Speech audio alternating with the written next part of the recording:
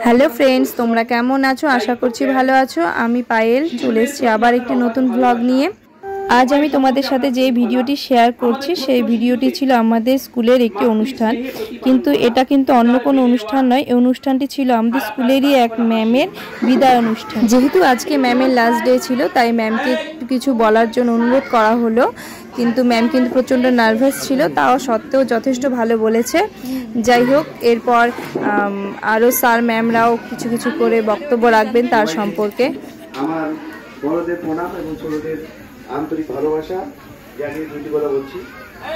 আমাদের স্কুলের আজকে মৌমিতা ম্যাডামের শেষ, এই উপলক্ষে আমরা একটা ছোট ক্ষুদ্র আয়োজন করেছি। ম্যাম এতদিন যা করেছে সব নিষ্ঠা নিয়ম মেনে করেছে, এর জন্য ম্যামকে অশেষ অশেষ ধন্যবাদ এবং ম্যামের ভবিষ্যৎ জীবন আরো উজ্জ্বল। নমস্কার ছোটদের মৌমিতা ম্যাম আজকে স্কুল থেকে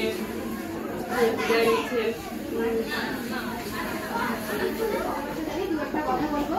তো মৌমিতা ম্যামের সাথে আমি এক বছর থেকে মৌমিতা ম্যাম তো কোনো রাখা দেখাতেন না, অনেক ভালোবেসে বাচ্চাদেরকে পড়াতেন। তো ওনার আজকে শেষ দিন। স্কুলের প্রধান শিক্ষক মহাশয় তিনি একটু মৌমিতা ম্যামের সম্পর্কে অনেক কিছুই ভালোই বললেন।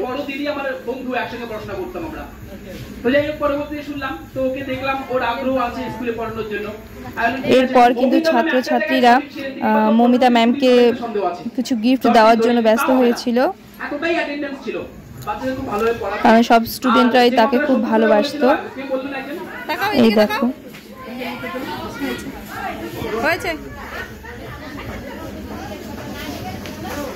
সবাই একে একে একজন একজন করে আসছে। এরপর স্কুলের তরফ থেকে তাকে সার্টিফিকেট ও আরো কিছু জিনিস দিয়ে সম্মান জানানো হলো।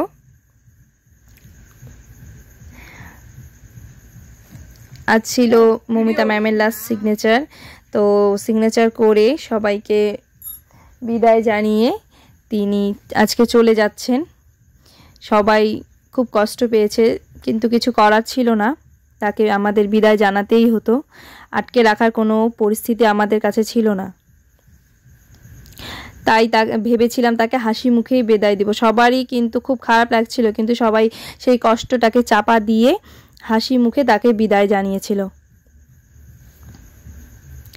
যাই হোক, আমি আর ভিডিওটা বেশি বাড়াচ্ছি না, আমার ভিডিওটা আমি এখানেই শেষ করছি।